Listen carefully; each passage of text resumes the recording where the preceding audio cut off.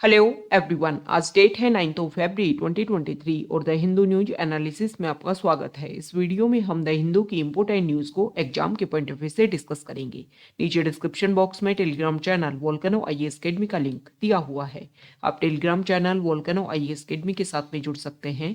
वहां पर हर exam means UPSC, state PCS and other exams के पॉइंट ऑफ व्यू से काफी इंपोर्टेंट इन्फॉर्मेशन आप सभी के साथ में शेयर की जाती है। तो चलो स्टार्ट करते हैं। वीडियो को स्टार्ट करेंगे एक ज्योग्राफिकल मैप क्वेश्चन के साथ में। और आज आपका क्वेश्चन ये है कि माउंट अन्नपूर्णा को आपको मैप में व्यू करना है, फिर इससे रिलेटेड हर इंपॉर्टेंट फैक्ट्स को एंड इंफॉर्मेशन को कमेंट बॉक्स में टाइप करना है। कल हमने आपसे क्वेश्चन पूछा था यांगटी कुटी वैली को लेकर के। तो यांगटी कुटी वैली जो है वो हमारे इंडिया के नर्दर्न पार्ट में, जो उत्तराखंड स्टेट है उसके भी नर्दर्न पार्ट में एग्जिस्ट करती है। ये जो यांगटी कुटी वैली है इसका फॉर्मेशन यांगटी कुटी रिवर ने किया है। और यांगटी कुटी रिवर जो है वो काली रिवर के स्टार्टिंग पॉइंट में स्मॉल स्मॉल स्ट्रीम आकर में उसमें मर्ज होती होंगी, तो उनमें से एक है यांगटी कुटी रिवर। ये जो यांगटी कुटी रिवर है, यहाँ पर अगर हम डिस्कस करें तो एक कम्युनिटी है भोटिया कम्युनिटी। और जो भोटिया कम्युनिटी है उसके 4 पार्ट हैं, उनमें से एक पार्ट है बयानीसिस। ये जो बयानसिस है वो यहाँ पर डोमिनेटेड है, मतलब उसकी पॉपुलेशन जो है वो यहाँ पर ज़्यादा देखने को मिलती है। अब यहाँ पर इस यांगटी कुटी वैली में अगर हम डिस्कस करें तो ग्लेशियल एडवांसेस के काफ़ी ज़्यादा इवेंट्स यहाँ पर देखने को मिले हैं, जिसकी वजह से ये जो लोकेशन है, ये जो वैली है वो काफ़ी ज़्यादा न्यूज़ में बनी हुई थी। तो इसलिए आपको इसकी जो लोकेशन है वो ध्यान में रखना है। द हिंदू को डिस्कस करने से पहले हम यूपीएससी प्रीलिम्स 2023 को टारगेट करते हुए एक प्रोग्राम लेके आए हैं। और ये जो प्रोग्राम है वो 100 डेज प्लान है, मतलब 15 फरवरी 2023 से प्रोग्राम स्टार्ट होगा। और इस प्रोग्राम को जो भी स्टूडेंट्स ज्वाइन करेंगे उनमें उन सारे स्टूडेंट्स का जो भी प्रीलिम्स का आपका सिलेबस है, चाहे आपका स्टैटिक पार्ट हो चाहे आपका करंट अफेयर पार्ट हो, वो सब कुछ यहाँ पर कवर करवाया जाएगा। साथ ही साथ में आपको एमसीक्यू क्वेश्चंस की भी एनफ प्रैक्टिस यहाँ पर करवाई जाएगी। अब आपका ये जो सिलेबस है वो डेली टारगेट बेस्ड स्टडीज में होगी, मतलब डेली बेसिस पर आपको कुछ पार्ट स्टैटिक का कुछ पार्ट करंट अफेयर का यहाँ पर प्रोवाइड करवाया जाएगा टारगेट के रूप में। आपको वो कंप्लीट करना है और फिर उसी टारगेट से रिलेटेड एमसीक्यू क्वेश्चंस भी आपको प्रोवाइड करवाए जाएंगे।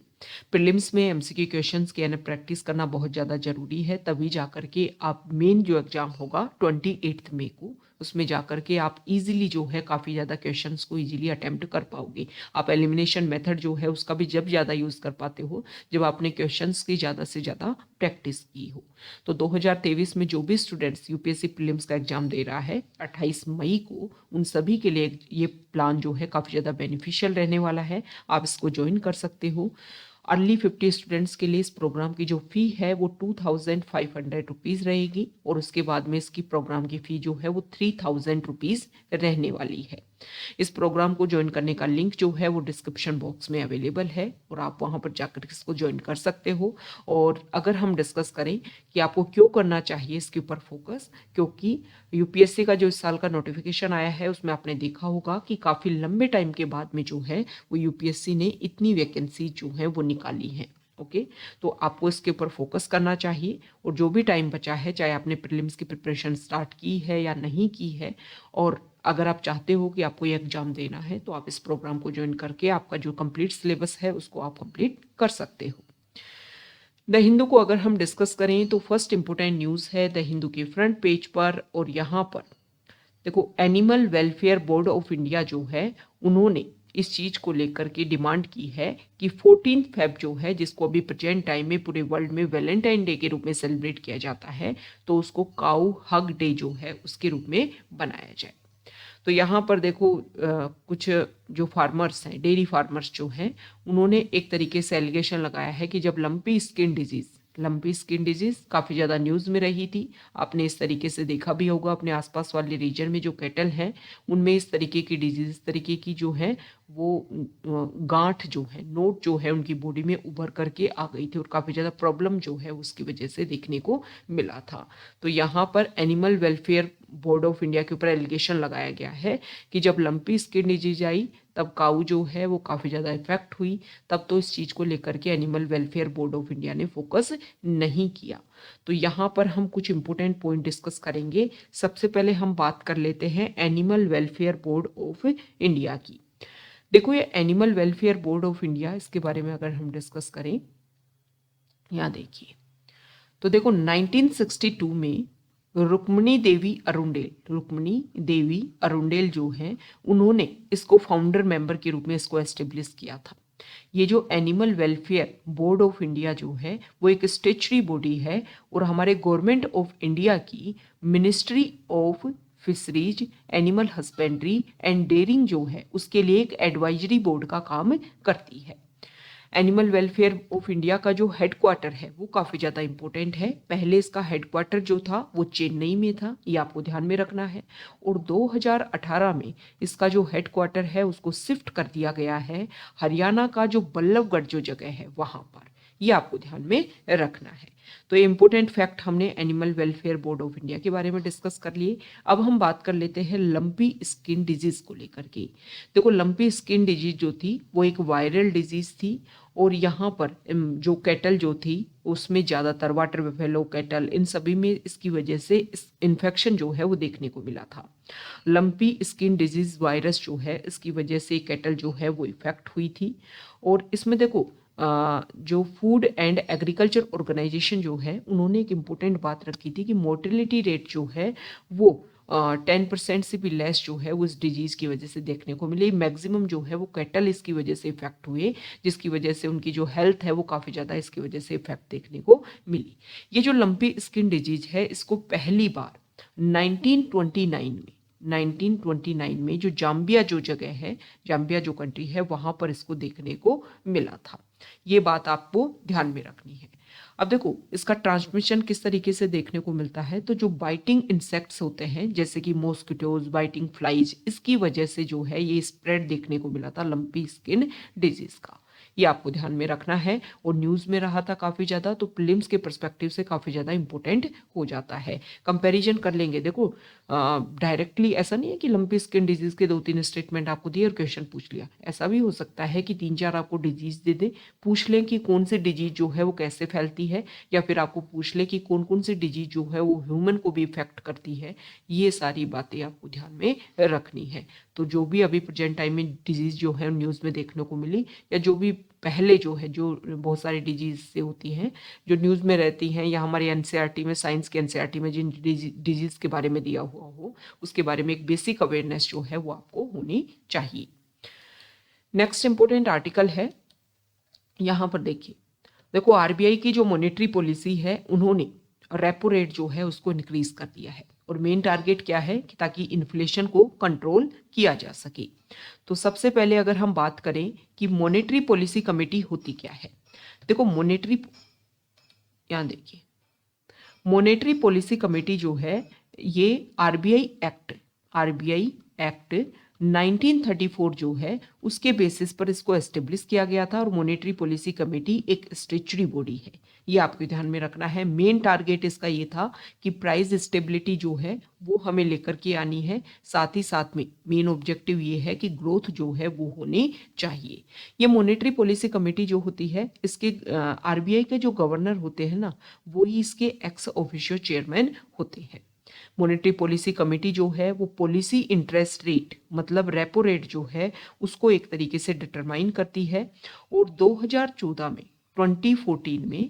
2014 में आरबीआई ने एक कमेटी बनाई थी, और कमेटी का जो उस टाइम के जो डेप्यूटी गवर्नर थे उर्जित पटेल, वो उस कमेटी के हेड थे, और उस कमेटी ने, उर्जित पटेल कमेटी ने जो है वो रिकमेंडेशन दी थी कि मॉनेटरी पॉलिसी कमेटी जो है वो एस्टेब्लिश की जानी चाहिए, और ये कमेटी जो है वो टाइम टू टाइम रिकमेंडेशन दे, इन्फ्लेशन को किस तरीके से कंट्रोल करना है, रेपो रेट, ये सब कुछ कैसे डिसाइड करना है।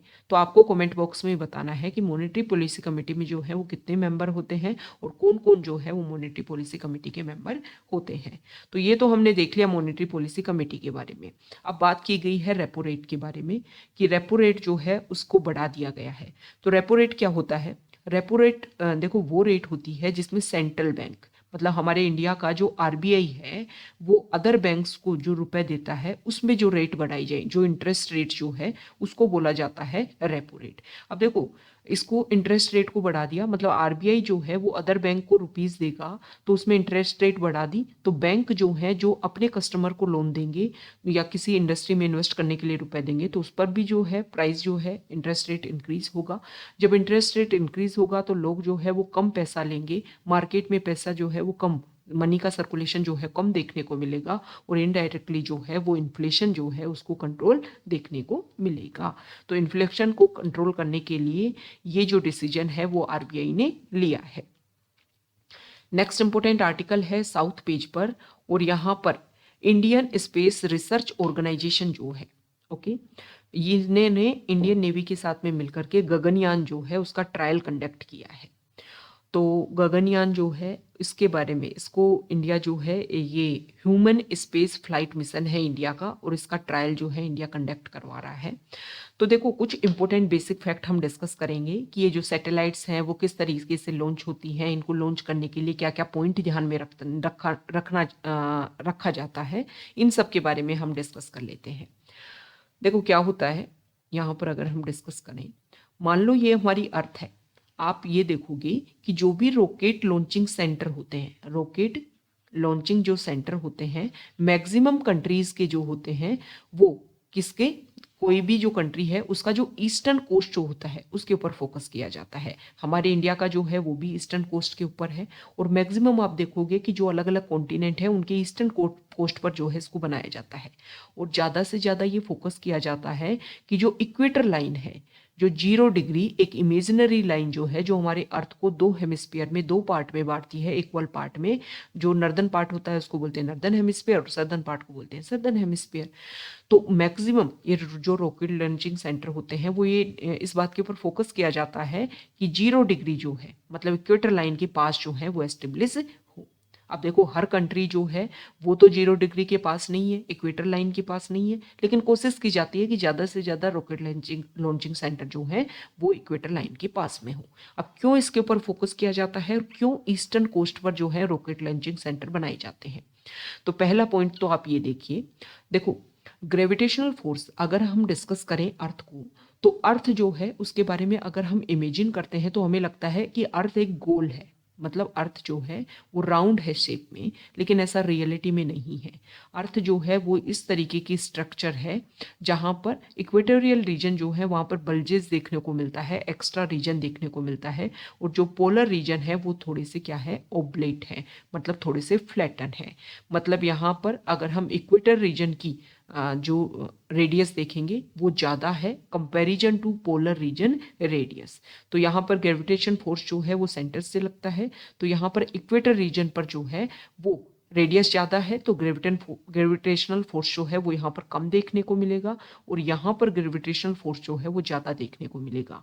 अब देखो ग्रेविटेशनल फोर्स कम देखने को मिलेगा तो यहाँ से सैटेलाइट को बाहर निकालना जो है ईजी रहेगा, क्योंकि ग्रेविटेशनल फोर्स क्या करता है, अट्रैक्ट करने का काम करता है, और यहाँ पर कम रहेगा तो इजी जो सैटेलाइट्स हैं वो बाहर जा पाएंगी। ओके, दूसरा रीजन हमने ये देखा कि ईस्टर्न कोस्ट पर, देखो हमारी जो अर्थ है वो वेस्ट टू ईस्ट जो है वो क्या करती है, रोटेट करती है अपनी एक्सिस के ऊपर।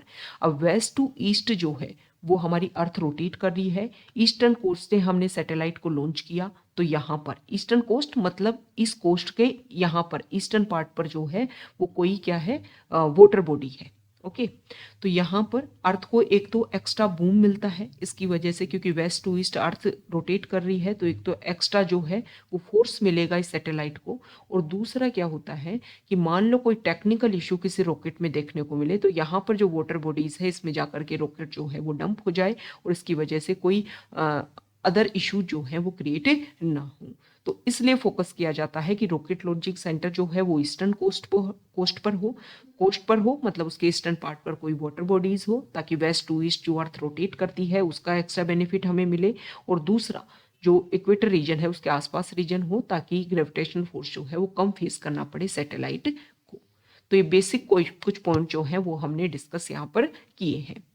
नेक्स्ट इंपॉर्टेंट न्यूज़ है, यहाँ देखिए टेक्स्ट पेज पर हम डिस्कस करेंगे, और यहाँ पर जो आर्टिकल है, अभी बजट में जो डिसइन्वेस्टमेंट का जो प्रोसीजर है उसके बारे में यहाँ पर बताया गया है कि 2023-24 के लिए जो हमारा यूनियन बजट है उसमें गवर्नमेंट ने डिसइन्वेस्टमेंट का जो टारगेट है वो 51,000 करोड़ रुपीस का रखा है। अगर हम बजट एस्टिमेट से last down nearly 21% from the budget estimate for the current year. Present time का जो बजट एस्टिमेट है उससे 21% तक कम देखने को मिला है और रिवाइज्ड एस्टिमेट जो है उससे 1000 करोड़, सिर्फ 1000 करोड़ ज़्यादा ही देखने को मिला है। अब ये जो डिसइन्वेस्टमेंट होता क्या है, देखो कोई भी पब्लिक सेक्टर जो पीएसयू जो है उसमें पब्लिक सेक्टर यूनियन या फिर पब्लिक सेक्टर एंटरप्राइजेज, उसमें गवर्नमेंट का जितना रोल है या फिर माइनॉरिटी लेवल पर कुछ इन्वेस्टमेंट होगा गवर्नमेंट का या फिर मेजोरिटी लेवल पर है या फिर कंप्लीटली जो है वो गवर्नमेंट के पास ही कोई ऑर्गेनाइजेशन है, तो उसमें गवर्नमेंट जो है वो कुछ अपना पार्ट जो है वो प्राइवेटाइजेशन करती है, प्राइवेट सेक्टर को दे देती है और उसमें बदले में जो पैसा आता है उसको यूज किया जाता है। तो यहाँ पर गवर्नमेंट जो है काफ़ी लंबे टाइम से अगर हम डिस्कस करें तो डिसइन्वेस्टमेंट के ऊपर गवर्नमेंट जो है वो बहुत ज़्यादा फोकस कर रही है। अभी थोड़ा सा कम देखने को मिला है, गवर्नमेंट ने टारगेट जो है वो कम रखा है। वैसे हो सकता है कि बाद में जो गवर्नमेंट है उसके ऊपर फोकस करे और फिर रिवाइज एस्टिमेट में इसको लेकर के अपना पॉइंट रख दे। ओके, तो यहाँ पर देखो प्राइवेटाइजेशन जो है मैक्सिमम सेक्टर उसके लिए फोकस किया जा रहा है ताकि मैक्सिमम जो एक तरीके से रिस्पॉन्सिबिलिटी साथ ही साथ में जो वर्किंग पावर जो है उसके ऊपर भी फोकस करते हुए इसके लिए गवर्नमेंट चाहती है कि ज़्यादा से ज़्यादा जो गवर्नमेंट सेक्टर है उनमें प्राइवेटाइजेशन जो है वो किया जा सके। नेक्स्ट यहाँ पर जो आर्टिकल है, देखो 25 जनवरी को जर्मनी जो है उन्होंने डिसीजन लिया है कि वो यूक्रेन को अपने 2 टैंक जो है, बैटल टैंक जो है जिनका नेम है लेपर्ड 2 मेन बैटल टैंक जो है वो यूक्रेन को भेजेंगे। तो यहाँ पर बताया गया है कि जर्मन ने जो अपनी पॉलिसी है उसमें चेंज किया है।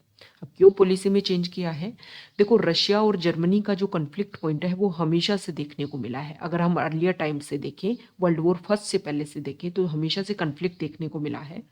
फिर उसके बाद में वर्ल्ड वॉर सेकेंड के बाद में जब जर्मनी जो है वो 2 पार्ट में डिवीजन जर्मनी का देखने को मिला, तो यहाँ पर जो वेस्ट जर्मनी जो है, ओके, उससे पहले अगर हम देखें तो यूरोपियन पार्ट में अपना डोमिनेंस क्रिएट करने के लिए या सिक्योरिटी के लिए जो है वो रशिया और जर्मनी जो है वो हमेशा आमने सामने देखने को मिले। तो जब जर्मनी 2 पार्ट में डिवाइड हो गया तो 1960s का जो डेकेड था, मतलब लास्ट पॉइंट में, उस डेकेड के लास्ट पॉइंट में जाकर के वेस्ट जर्मनी के जो चांसलर थे मिस्टर बिस्ट, उन्होंने इस बात के ऊपर फोकस किया कि हम ट्रेड डील करेंगे ईस्ट जर्मनी के साथ में भी और जो अदर कंट्रीज हैं उनके साथ में भी और रशिया के साथ में भी, और इसके थ्रू हमारे जो रिलेशन है उनको हम मेंटेन करेंगे। और इसके ऊपर फोकस किया गया और इसका रिजल्ट भी देखने को मिला। दोनों जर्मनी जो है उनका यूनिफिकेशन हो गया 1980s के डेकेड में, और फिर से जो रशिया जो है जिसके साथ में कन्फ्लिक्ट पॉइंट था जर्मनी का, उसके बेसिस पर जो रिलेशन है वो दोबारा से क्या हुए, बेहतरीन हुए। और जर्मनी जो है वो अपनी एनर्जी के लिए रशिया के ऊपर ज़्यादा से ज़्यादा डिपेंड करने लगा। तो यहाँ पर ये जो पॉलिसी बनाई गई थी जिसको बोलते हैं ओस्ट्रोपोलिटिक, ये एक तरीके से अप्रोच थी जिसमें बर्लिन का जो डिवीजन था उसमें एक ब्रिज बनाने की कोशिश की जा रही थी और ट्रेड के थ्रू जो रिलेशन है उनको चेंज करने की इसके थ्रू कोशिश की गई। अब देखो रशिया जो है उन्होंने 2008 में जॉर्जिया और 2014 में क्रीमिया जो है उसके ऊपर एनेक्सेशन किया, उसको जो है अटैक किया। तो उस टाइम जो है जर्मनी ने कोई पॉइंट नहीं रखा। यहाँ पर लास्ट ईयर से जब रशिया ने यूक्रेन के ऊपर अटैक किया, जो इशू क्लैश देखने को मिला, तो जर्मनी ने हमेशा से बोला कि डिस्कशन के थ्रू जो है इस इशू को सोल्व किया जा सकता है। लेकिन प्रेजेंट टाइम में जर्मनी जो है उन्होंने देखो जैसे ही वॉर स्टार्ट हुआ तो नॉर्ड स्ट्रीम पाइपलाइन 2 जो है उसको हॉल्ट कर दिया था जर्मनी में जो है नेचुरल गैस की अवेलेबिलिटी रशिया से हो रही है प्रेजेंट टाइम में। लेकिन जर्मनी जो है इन सबको ध्यान में रखते हुए कि एनर्जी क्राइसिस देखने को मिल सकता है, लेकिन फिर भी रशिया के साथ में जो भी ये इशू है, यूक्रेन के साथ में जो भी क्लैश देखने को मिल रहा है, उसको लेकर के जर्मनी जो है वो अपना पॉइंट रख रहा है। तो यहाँ पर ये बोला जा रहा है कि काफ़ी लंबे टाइम से जर्मनी और रशिया के रिलेशन जो है एनर्जी पॉइंट पे अगर हम डिस्कस करें तो उसमें काफ़ी सही रिलेशन रहे हैं, लेकिन दोबारा से जो कन्फ्लिक्ट है उसमें देखने को मिल सकता है। ओके, तो यहाँ पर जर्मनी जो है उसको फोकस करना होगा कि अदर लेवल पर वो अपनी एनर्जी डिपेंडेंसी जो है उसको सिक्योर करे। नेक्स्ट इंपॉर्टेंट आर्टिकल है यहाँ पर न्यूज़ पेज पर। तो यहाँ पर हम डिस्कस कर लेते हैं। हमारे जो एक्सटर्नल अफेयर मिनिस्टर हैं उन्होंने बोला है कि अगर हम कंपैरिजन करें प्रेजेंट टाइम का लास्ट कुछ सालों से, तो हमने अपने बॉर्डर एरियाज़ में जो रोड कंस्ट्रक्शन एक्टिविटीज़ है ज़्यादा बढ़ा दी हैं। साथ ही हमारे जो भी नेबर कंट्रीज़ हैं एक्सेप्ट पाकिस्तान अदर जो भी नेबर कंट्रीज़ हैं वहाँ पर हम कंस्ट्रक्शन एक्टिविटीज़ कर रहे हैं। इसका मेन पॉइंट ये है कि चाइना के साथ में हमारा जो नॉर्दर्न बॉर्डर एरिया है वहाँ पर कुछ इश्यू देखने को मिल सकता है। उसको ही काउंटर करने के लिए हमारे वेपन और हमारी आर्मी की ईजिली कनेक्टिविटी हो सके हमारे बॉर्डर एरिया में, इसको लेकर के हम फोकस कर रहे हैं। यहाँ पर उन्होंने बताया भी है कि 2014 से 2022 2014 से 2022 के बीच में 6,806 किलोमीटर जो है वो अपने एरियाज जो है रोड के रूप में कंस्ट्रक्ट किया है। ज़्यादा से ज़्यादा टनल हम बना रहे हैं, ज़्यादा से ज़्यादा ब्रिज जो हैं वो हम बना रहे हैं। 2008 से 2014 के बीच में अगर हम देखें तो 3,610 किलोमीटर जो है वो रोड एरिया हमने बनाया था। तो कंपैरिजन में हमने डबल जो है वो यहाँ पर रोड कंस्ट्रक्शन किया है। अब देखो यहाँ पर अभी आप सभी को पता है कि बजट सेशन चल रहा है। तो बजट सेशन में यहाँ पर अपोजिशन पार्टी जो है उन्होंने डिमांड की कि हम जो है एडजर्नमेंट मोशन नोटिस जो है उन्होंने रिलीज किया कि एडजर्नमेंट मोशन नोटिस जो है इसके ऊपर हम फोकस करते हुए चाइना के साथ में, चाइना ने जो हमारा लैंड एरिया ग्रैब किया है इसको फोकस करते हुए हम डिस्कशन करना चाहते हैं। तो हमारे लिए टर्म जो है एडजर्नमेंट नोटिस मोशन नोटिस जो है ये हमारे लिए इंपॉर्टेंट हो जाता है। देखो एडजर्नमेंट मोशन जो है सबसे इंपॉर्टेंट पॉइंट तो आपको ये ध्यान में रखना है कि जो हमारा लोकसभा है उसमें सिर्फ इसको इंट्रोड्यूस किया जा सकता है एडजर्नमेंट मोशन नोटिस को। इस एडजर्नमेंट मोशन में क्या होता है कि जो आपका डेली प्रोसीजर जो चलता है आपका जो भी आपका पार्लियामेंट का डेली प्रोसीजर, लोकसभा का जो डेली प्रोसीजर चलता है उसमें अचानक से जो है वो रोका जा सकता है और किसी स्पेशल पॉइंट के ऊपर डिस्कशन किया जा सकता है। ओके, मतलब एक तरीके से जो मतलब लोकसभा जैसे है तो उसका अटेंशन सीक करना कि अर्जेंट पॉइंट है और इसके ऊपर प्रेजेंट टाइम में डिस्कशन होना चाहिए। तो इस तरीके का कोई पॉइंट हो तो उसके ऊपर जो है वो एडजर्नमेंट मोशन के थ्रू डिस्कशन करवाया जा सकता है। अब इसमें एडजर्नमेंट मोशन जो है अगर आपको पास करवाना है तो 50 मेंबर्स जो है उसके सपोर्ट में होने चाहिए, तभी जाकर के इसको एक्सेप्ट किया जा सकता है। ये एक एक्स्ट्रा ऑर्डिनरी डिवाइस है जिसके थ्रू हाउस का जो नॉर्मल बिजनेस है उसको इंटरप्ट किया जा सकता है। और इस मोशन के तहत जो डिस्कशन है वो 2 आवर्स एंड 30 मिनट से कम का डिस्कशन इसके अंदर नहीं होता है। ओके, अब ऐसा नहीं है कि किसी भी पॉइंट को आप लेकर के आ गए और उसके ऊपर डिस्कशन करवाना आपने स्टार्ट कर दिया। कुछ पॉइंट यहाँ पर क्लियर कर रखे हैं कि अगर ये इशू है तो वो एडजर्नमेंट मोशन के अंडर आप उसमें डिस्कशन नहीं कर सकते हो। सबसे पहले तो जो मैटर है वो काफ़ी डेफिनेट होना चाहिए, फैक्चुअल होना चाहिए और काफ़ी अर्जेंट होना चाहिए। ओके, पब्लिक इंपॉर्टेंस का होना चाहिए, तब जाकर के अर्जेंटमेंट मोशन में उस पॉइंट के ऊपर डिस्कशन किया जा सकता है। एक ही पॉइंट को एक बार में कवर करना है, ऐसा नहीं है कि आपने एक पॉइंट के साथ में बहुत सारे पॉइंट कवर कर लिए, मतलब एक ही मैटर को जो है डिस्कस किया जा सकता है। ओके, और दूसरा यहाँ पर प्रिविलेज के जो क्वेश्चन है उनको एडजर्नमेंट मोशन के अंडर डिस्कशन नहीं किया जा सकता है। और जो सेम सेशन होता है, मतलब ऐसा नहीं है कि वो जो पॉइंट है वो सेम सेशन में डिस्कस भी किया जा रहा है और फिर आप चाह रहे हो कि एडजर्नमेंट मोशन के अंडर भी उसको डिस्कस किया जाए, साथ ही साथ में वो जो इशू है वो कोर्ट में डिस्कस नहीं किया जा रहा हो। और अगर हम डिस्कस करें तो मतलब किसी अदर मोशन के थ्रू जो है उस इशू को नहीं उठाया गया हो, तभी जाकर के आप इस एडजर्नमेंट मोशन के तहत जो है उसको डिस्कस कर सकते हो। तो ये जो क्लेरिफिकेशन है, ये यहाँ पर जो लिमिटेशन दी हुई है एडजर्नमेंट मोशन को लेकर के, ये भी आपको ध्यान में होनी चाहिए। ओके, नेक्स्ट इंपॉर्टेंट आर्टिकल है। तो यहाँ पर देखो बजट सेशन चल रहा है और बजट सेशन में कल हमारे प्राइम मिनिस्टर जो हैं उन्होंने स्पीच दिया यहाँ पर। तो उसके बाद में बहुत सारे जो मेंबर ऑफ पार्लियामेंट जो हैं वो यहाँ पर छोड़ करके चले गए। तो लोकसभा में जब डिस्कशन चल रहा था किसी इशू को लेकर के, तो यहाँ पर एक एमपी जो है ने इस बात के ऊपर फोकस किया कि कोरम जो है वो यहाँ पर अवेलेबल नहीं है, तो इसलिए जो प्रोसीजर है वो नहीं हो सकता है। अब कोरम क्या होता है? कोरम ये होता है कि कोई भी हाउस की मीटिंग को बनाने के लिए, कंडक्ट करने के लिए एक मिनिमम मेंबर्स की रिक्वायरमेंट होती है।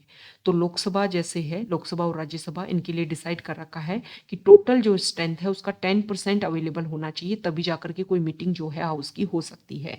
तो मतलब लोकसभा जो है उसमें 55 मेंबर जो हैं वो अवेलेबल होने चाहिए और राज्यसभा में 25 मेंबर जो हैं वो प्रेजेंट होने चाहिए। तो यहाँ पर 55 मेंबर अवेलेबल नहीं थे, जिसकी वजह से लोकसभा का जो बजट सेशन है उसको रोक दिया गया। तो एक कोरम जो टर्म है वो हमारे लिए इम्पोर्टेंट हो जाती है। तो ये हमने डिस्कस कर लिया है आज का द हिंदू न्यूज़पेपर। अगर आप यहाँ तक आए हैं, वीडियो आपको अच्छा लगा है तो प्लीज़ वीडियो को लाइक कर दीजिए, शेयर कर दीजिए और चैनल को सब्सक्राइब कर दीजिए। Okay, thank you.